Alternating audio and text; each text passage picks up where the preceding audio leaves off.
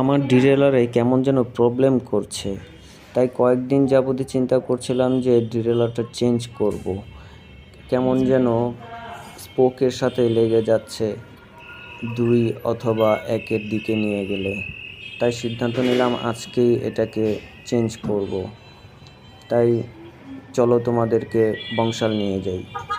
চলে আসলাম বংশালে একটি পার্টসের শোরুমে। ওনারা পাইকারি বিক্রি করে থাকেন পার্টস। এখান থেকে আমি ভালো দেখে একটা শিমানো TX35 মডেলের ডিরেলার নিয়ে নিলাম। এখন এলাকায় যাব, এলাকার মিস্ত্রিকে দিয়ে আমি এটি ফিটিং করাবো। আমি চাইলে বংশাল থেকেও এটা ফিটিং করাতে পারতাম, কিন্তু আমার সাইকেলে অন্যান্য কিছু প্রবলেম ছিল, সেগুলো দেখাবো, তাই আমি পরিচিত মিস্ত্রির কাছে নিয়ে এলাম। লোকটা খুব সুন্দর কাজ করে। ডিরেলার অ্যাডজাস্টমেন্ট সম্পর্কে তার খুব ভালো আইডিয়া আছে, তাই এলাকার অনেক ছেলেপেলেরা তার কাছে সাইকেল নিয়ে আসে।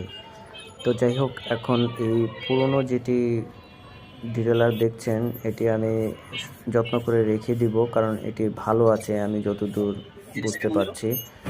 তো স্বাভাবিকভাবে তোমাদের মনে প্রশ্ন জাগতে পারে যে নতুন ডিরেলারটি আমার কাছে কত নিয়েছে।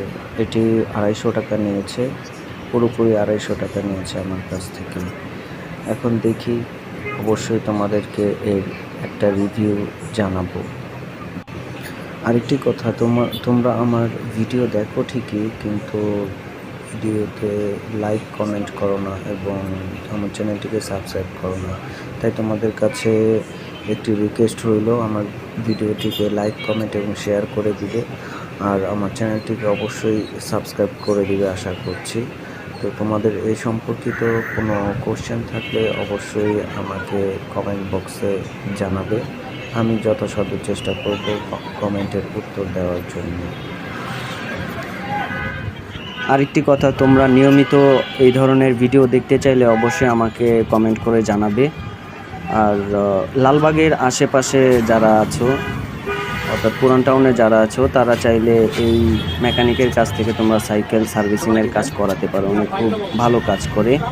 ওনার লোকেশন হচ্ছে গোড়াশহীদ মাজার থেকে একটু উত্তর দিকে গেলে বটতলায়। তো যে কোনো সময় তোমরা আসলে তার কাছ থেকে তোমরা সাইকেল সার্ভিসিং করাতে পারবে। এটা আমি ফ্রি প্রমোট করে দিলাম, তোমরা আবার অন্য কিছু মনে করো না। উনি আমার কাছ থেকে এটা ফিটিং বাবদ 60 টাকার মতো নিয়েছে এবং সুন্দর করে ট্রেনিং করে দিয়েছে। তো পরবর্তীতে দেখলাম যে না, খুব ভালোই চলছে। তো এই ছিল আজকের ভিডিও। আল্লাহ হাফেজ।